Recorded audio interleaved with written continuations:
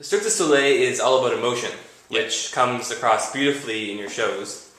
How do you translate that into a consistent brand message that works across platforms? Well, that's a very good question. As I try to explain a bit today, emotions are a universal language. It goes way beyond the cultures. It goes way beyond the advertising traditional codes. It's all about staying true to what the essence of the show is.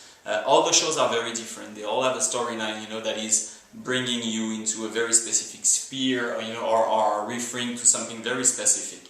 But what they have in common is the emotional connection that they try to generate, basically, with people.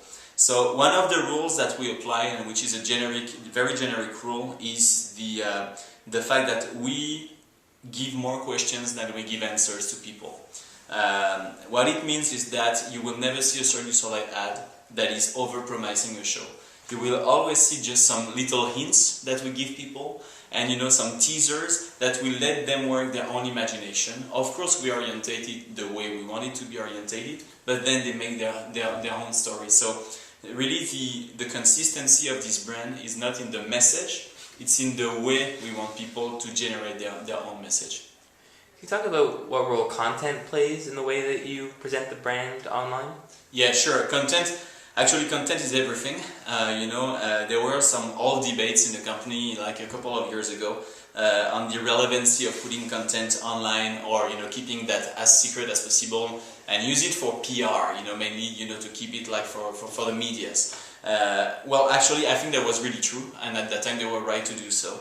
But the modern era of digital world is that the more you give content, the more you create occasions of people talking about your brand, and we have the chance to have an amazing content. We are sitting on a treasure. I mean, we have hours and hours of great content, and basically the more we show it, and the more we create reactions, and the more we create the desire in people's really soul and body to live this thing alive. So actually, we do not believe at Cirque du Soleil that showing content is gonna create resistance then to buy tickets, because people would have seen the content. It's just a hint, once again, a teaser that makes people want to live the real experience live then after. Lastly, Cirque is all about fantasy and magic and mystery, but social media is all about breaking down the distance between consumers and businesses and humanizing brands. Yeah. Are you afraid at all that engaging on these new platforms might demystify the Cirque brand, ruin the magic, so to speak? Super good question. We are, if I compare our reality just like compared to what it was 2 years ago, we didn't do any specific content, for the web. We were just reusing existing material and putting it online, which was a beginning. Today we are shooting more and more specific videos that are aimed at social networks and our Cirque Club, which is our own social network in a way, where we have this emotional connection with people.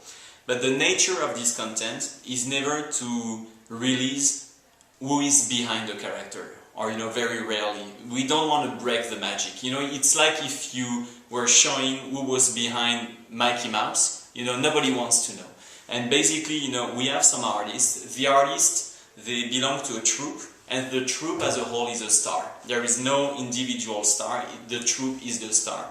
So what we do in content is that we share more Cirque du Soleil, we tell stories, poetic stories, amazing stories, artistic stories around the show, but what we avoid to do too much is just, to go into the real life of these athletes or artists, because at one point, it just sends the message that they are ordinary people. Of course they are, and most of the time, surprisingly, they are more ordinary than we could expect.